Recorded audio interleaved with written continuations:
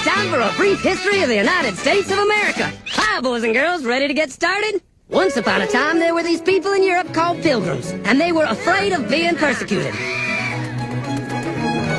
So they all got in a boat and sailed to the New World where they wouldn't have to be scared ever again. Oh, I'm so relaxed. I feel so much safer. But as soon as they arrived, they were greeted by savages, and they got scared all over again.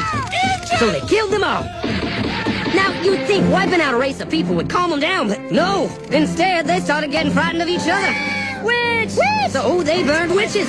In 1775, they started killing the British so they could be free. And it worked, but they still didn't feel safe. So they passed a Second Amendment which said every white man could keep his gun. I loves my gun. Loves my gun. Which brings us to the genius idea of slavery. You see, boys and girls, the white people back then were also afraid of doing any work. So they went to Africa, kidnapped thousands of black people, brought them back to America, and forced them to work very hard for no money. And I don't mean no money like I work at Walmart and make no money. I mean $0. Nothing. Not a zip. Doing it that way made the USA the richest country in the world.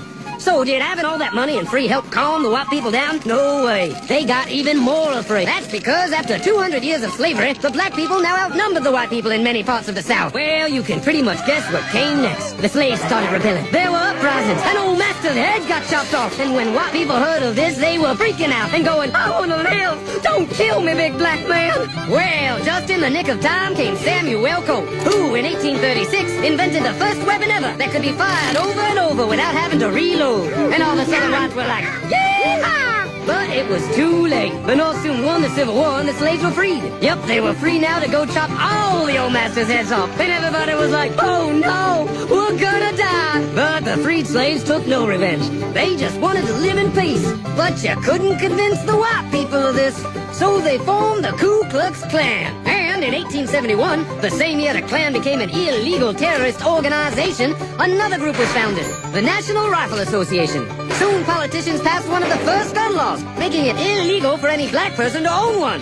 It was a great year for America, the KKK and the NRA. Of course, they had nothing to do with each other, and this was just a coincidence. One group legally promoted responsible gun ownership, and the other group shot and lynched black people. And that's the way it was all the way to 1955, when a black woman broke the law by refusing to move to the back of the bus. White people just couldn't believe it. Well, I won't say no. What's going on? Man, all hell broke loose. Black people everywhere started demanding their rights, and white people had a major freaky fear meltdown. And they were all like, run away! Run away!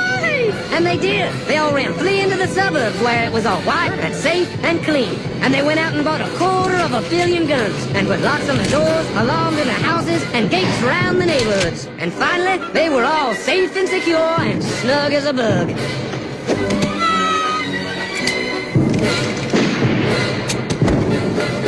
And everyone lived happily ever after.